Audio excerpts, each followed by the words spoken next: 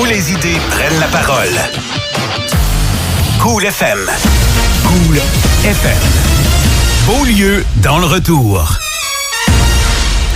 Alors oui, le ciel de Saint-Georges va rugir le 24 juin prochain parce que l'Aérofête de Beauce est de retour.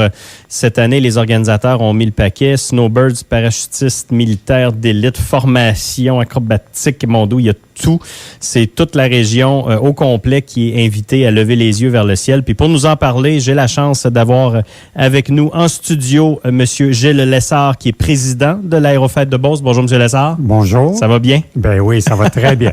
Alors, on regarde la météo actuellement, puis on se dit, c'est ça que ça prend le 24 juin. On veut cette température-là. On veut ça, là. Puis on se fie sur vous autres pour nous annoncer une belle température le 24 de juin. Je prends ça en note.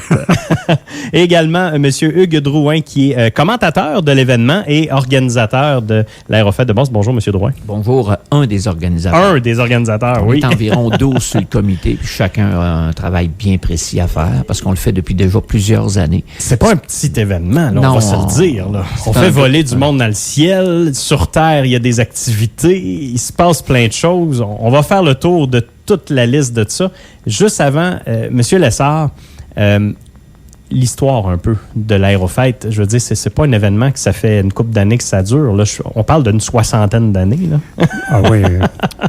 Les premiers spectacles aériens ici à Saint-Georges remontent dans les années 60. Oui. C'était présenté là où se trouve aujourd'hui l'école d'entrepreneurship. Il y avait une piste d'atterrissage qui était l'Hôtel Arnold. L'Hôtel Arnold. Je me souviens d'être allé quand j'étais petit bonhomme au début des années 60. Et c'est les plus vieux spectacles aériens que je me souviens. Mais ici, à l'aéroport de Saint-Georges, il y en a eu, M. Drouin pourra vous en parler tantôt, on en a eu peut-être une douzaine, dont, je dirais, 7-8 que moi j'ai participé. Hugues a participé sûrement à une douzaine. Oui. Donc, ça fait plusieurs années qu'on en fait. Nous, l'organisation où on est présentement, ça fait peut-être 5-6 qu'on organise. Moi, je pense que c'est le 4e ou 5e que j'organise en tant que président. Mais on est un groupe qui revient année après année. On en fait en moyenne à peu près à tous les 5-6 ans. Vous vous souvenez que le dernier spectacle au-dessus de la ville a eu lieu en 2021. On en avait prévu un en 2020. Il a été cancellé par rapport à la pandémie. La fameuse COVID. En 2021, on en avait fait un au-dessus de la ville. Mais le dernier qui a été présenté à l'aéroport de Saint-Georges, c'est en 2014. Oh, quand même. Un peu plus d'une dizaine d'années déjà. Exactement. Ça fait 12 ans. Ça fait 12 ans. Le site est quand même très favorable, là, on va se le dire. Là. Il y a de l'espace, on peut accueillir des gens parce que en dehors des zones, on en parle ensemble tantôt, il y a quand même des particularités réglementaires au niveau du ciel. Et puis, on peut pas voler n'importe où, au-dessus de n'importe quoi. Donc, c'est de là l'utilité d'aller faire le spectacle là, davantage au-dessus de l'aéroport, en fait. Oui, les principaux... je dirais, les performances qui vont se produire vis-à-vis du milieu de la piste de l'aéroport. M. Drouin pourra vous en parler tantôt. On a une boîte acrobatique où les avions ne peuvent pas venir, par exemple, lorsqu'ils vont donner leur spectacle, ne peuvent pas venir au-dessus de la ville. Ils vont rester au-dessus de l'aéroport. Donc, à partir de la ville, ici, on ne verra pas grand-chose. Vous allez voir des avions un petit peu. Vous allez pouvoir dire, j'ai vu un avion, mais vous ne verrez pas l'acrobatie qu'elle va faire. Le gros du spectacle est vraiment sur le site, là, même là, pour avoir le total du spectacle. Et comme vous mentionnez, le site, on a un site qui est favorable pour recevoir de la foule, mais c'est pas favorable pour accueillir des voitures en stationnement. Okay. Anciennement, on pouvait stationner des véhicules dans les terres environnantes. Aujourd'hui, c'est plus possible. C'est plus complexe. Donc, notre spectacle aérien, on le fait le 24 de juin. Pourquoi on le fait le 24 de juin? C'est parce que c'est une journée de congé, c'est une fête nationale où tous les commerces, toutes les industries sont fermées, ce qui nous permet d'offrir les stationnements de tous ces commerces-là à la population. Donc, les gens vont pouvoir venir stationner leur véhicule dans différents commerces. Vous allez trouver des informations sur le site web qu'on va mentionner tout à l'heure. Et les stationnements sont libres parce qu'il n'y a personne qui travaille. Exact. Et on va transporter ces gens-là par autobus jusqu'à l'aéroport. Et le site de l'aéroport ne sera pas accessible en automobile. Seulement que les véhicules requis qui vont avoir des autorisations, comme les véhicules d'urgence, les véhicules des bénévoles, tout ça, qui vont pouvoir circuler. Mais sinon, ça ne passera pas faut que vous stationnez dans les différents stationnements de l'île Saint-Georges. Ben, puis c'est quand même logique parce que là, on parlait de 5-6 000 personnes faciles qui peuvent avoir accès au site.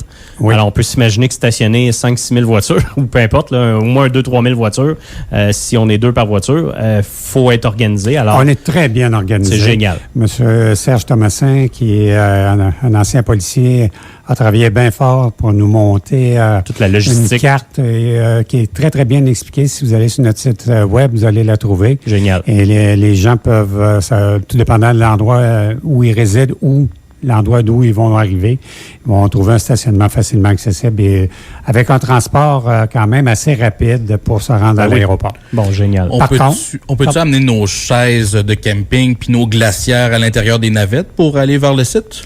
Vous pouvez amener des sacs à dos, par exemple. Okay. Les glacières rigides ne sont pas acceptées. Okay. Les chaises, on vous demande d'amener des chaises qu'on met dans le genre de puits, parce que vous allez être transporté par autobus. Donc, vous ne pouvez pas arriver avec des grosses chaises. Pas le temps d'amener le lazy boy, là. Non, c'est ça. Exactement. Et tout va être contrôlé à l'entrée. Vous ne pouvez pas arriver avec des glacières rigides, avec des bouteilles de verre. Vous pouvez arriver avec votre lunch que vous pouvez apporter sur place, mais on préconise quand même que vous utilisez les food trucks, en français, les camions de nourriture. Absolument, absolument. Il va en avoir 5 ou 6 sur place. Il va en avoir pour tous les goûts. Ça, c'est génial. Et, ça a été un reproche qui nous a été fait lors d'un spectacle et cette année, vous ne manquerez pas de nourriture. Donc, perdez pas de temps à préparer vos sandwichs le matin. On va avoir de très bons lunchs sur place. Tout va être disponible sur place. Parlant de l'organisation, M. Drouin, allons-y avec ce qui va se passer là, sur le site, dans les airs. Il y a une bonne liste. Là. Juste avant, je voudrais compléter à ce que Gilles vient de dire. On avait eu des plaintes la dernière année, la dernière fois qu'on l'avait fait à l'aéroport.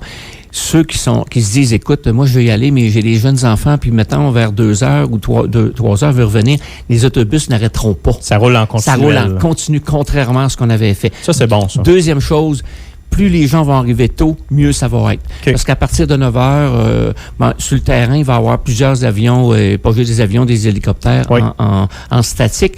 Et aussi, on va avoir pour les très jeunes enfants là, des jeux style Beauce Carnaval aussi, qui vont venir avec différents manèges, des manèges pour jeunes enfants, pour que la petite famille qui arrive à 9 heures, elle se dise pas, mais là, je vais entendre 3 heures avant que le spectacle commence. On peut profiter de l'endroit. Là. Exactement. Donc, puis on a des maquilleurs, on a toutes sortes de choses là, pour, évidemment. Très familial, en fait. Oui. Là. Puis en plus de ça, on va avoir une entente, on a une entente avec la station de radio ici présente pour la journée même, l'avant-midi, pour dire, si un stationnement qui est plein, on va vous orienter à l'autre pour que ça soit facile pour tout le monde. Aiguiller les gens. Là. Exactement. Puis c'est sûr que si vous apportez votre lunch, on n'a aucun problème avec ça. C'est vraiment pas pour exploiter les gens, c'est plutôt pour être capable que ça soit familial pour tout le monde. Donner l'accès facile à tout le monde, à tous les budgets, toutes les situations. C'est parfait.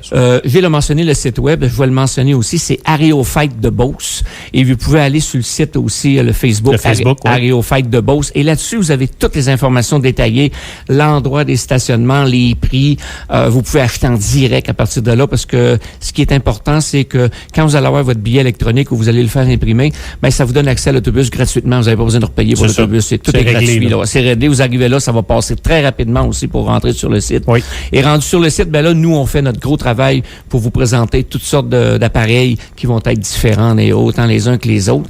Et je reviens aussi par rapport à 2021, parce que on sait que ça avait été très, très apprécié, le fait qu'on l'avait fait au-dessus de la ville. Oui. Malheureusement, pour des règles de sécurité de plus en plus difficiles à respecter, on est obligé de le faire à un endroit où, à partir de la 30e avenue, c'est-à-dire qui est perpendiculaire à la piste, la boîte aérodynamique, pas aérodynamique, mais acrobatique se termine là. Oui.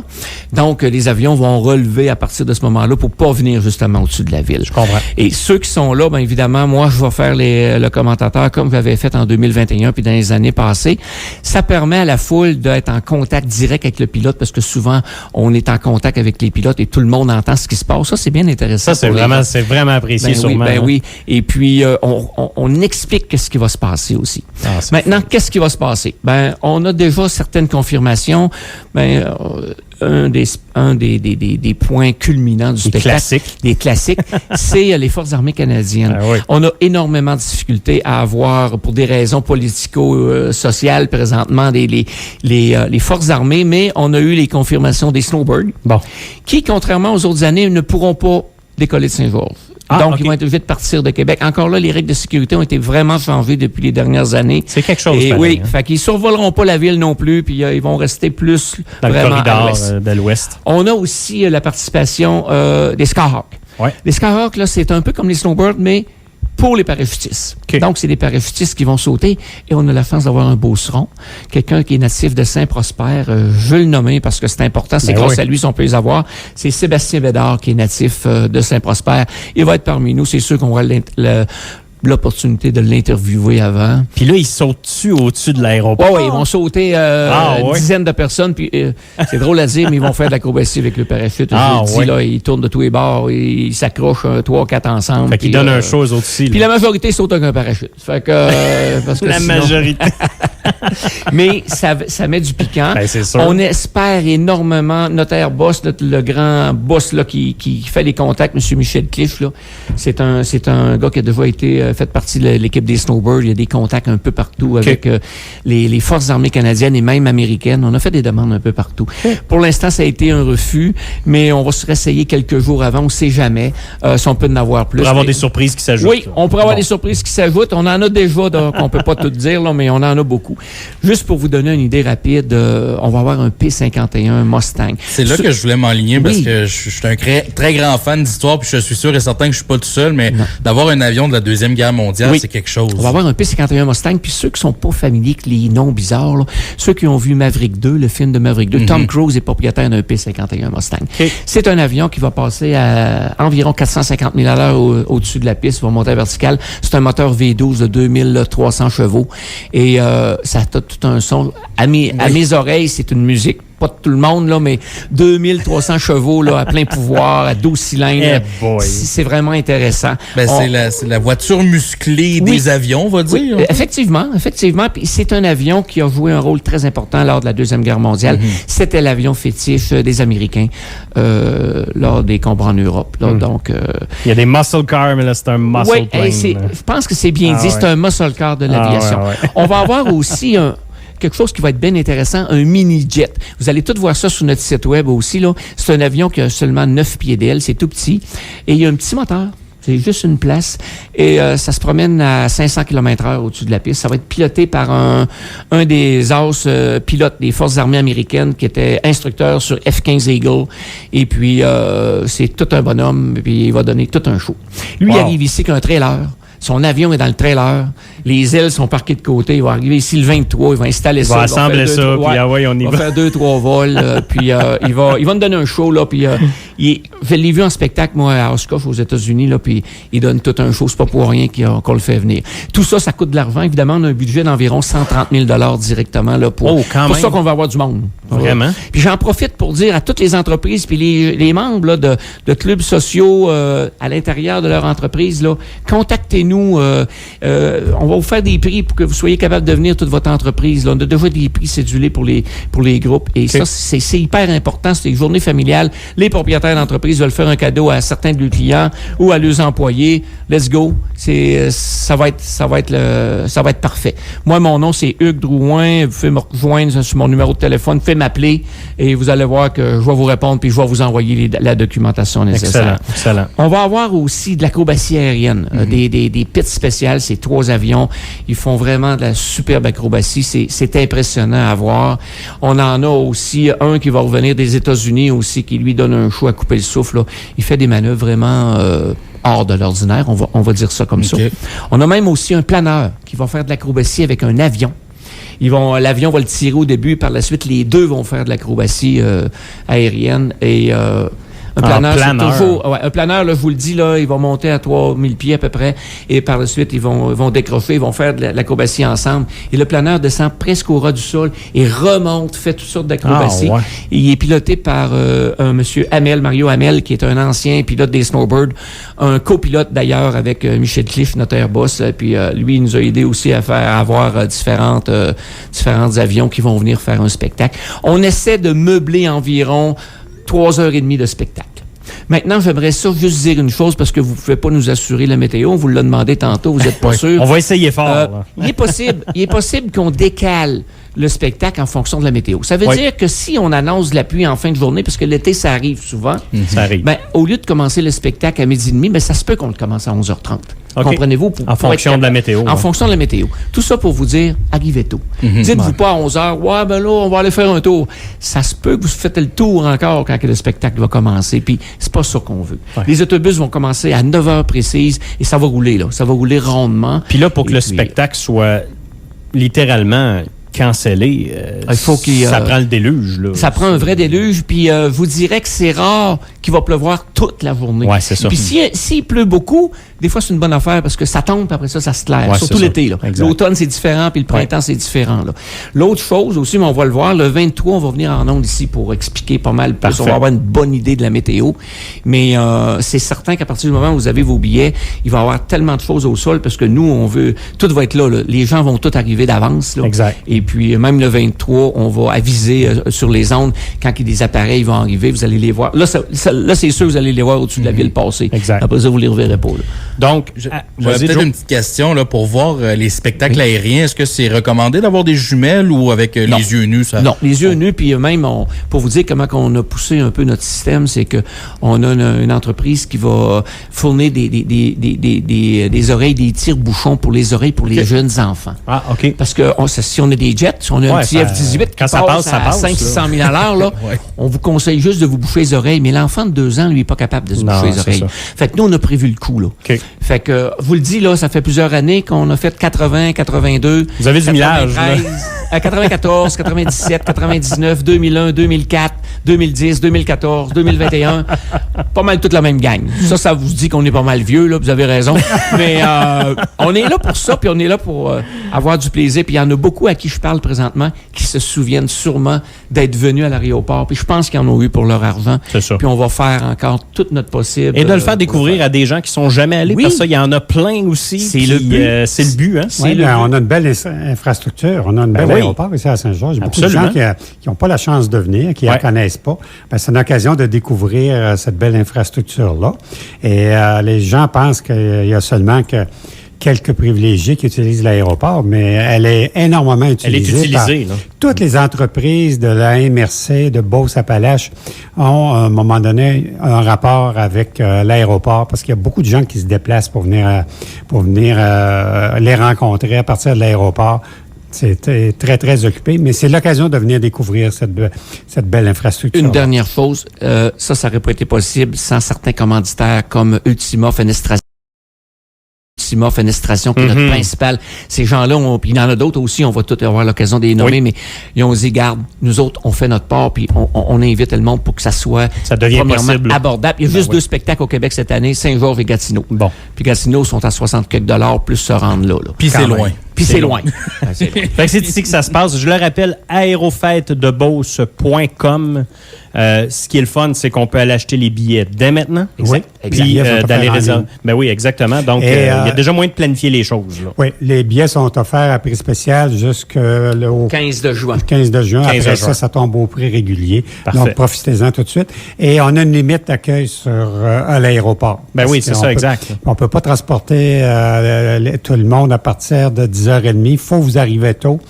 Et si vous arrivez tôt, à partir de 9h, ça va être plus facile de vous faire monter à l'aéroport. Mais si vous arrivez tous à 10h30, je regrette, mais vous allez peut-être faire la file. Ça va jamais dans le coude, comme on dit. C'est un peu comme ceux qui vont au Festival d'été de Québec. Ben oui, c'est la même chose. Si vous arrivez juste à la dernière minute, ça se peut que vous ayez le show dans l'autobus. Il faut prévoir la chose. Exactement. Messieurs, Drouin, Lessard, Merci d'avoir pris le temps de détailler tout ça parce que c'est un beau spectacle puis ça valait le coup qu'on prenne le temps aujourd'hui. On va se reparler le 23 juin. Effectivement. Peut-être avant. Et peut-être avant s'il le faut. Il y a plein de choses parce à qu'il vous y a des technicalités qui vont être appliquées là, pour comment prendre l'autobus puis toutes les règles spéciales de sécurité. C'est M. Desmarais et M. Thomasin qui vont venir en ondes pour prendre le temps de bien expliquer ça aux gens. Excellent. Ben, merci de votre passage puis on vous souhaite bien du monde puis surtout la plus belle météo du monde. Merci beaucoup. Merci beaucoup.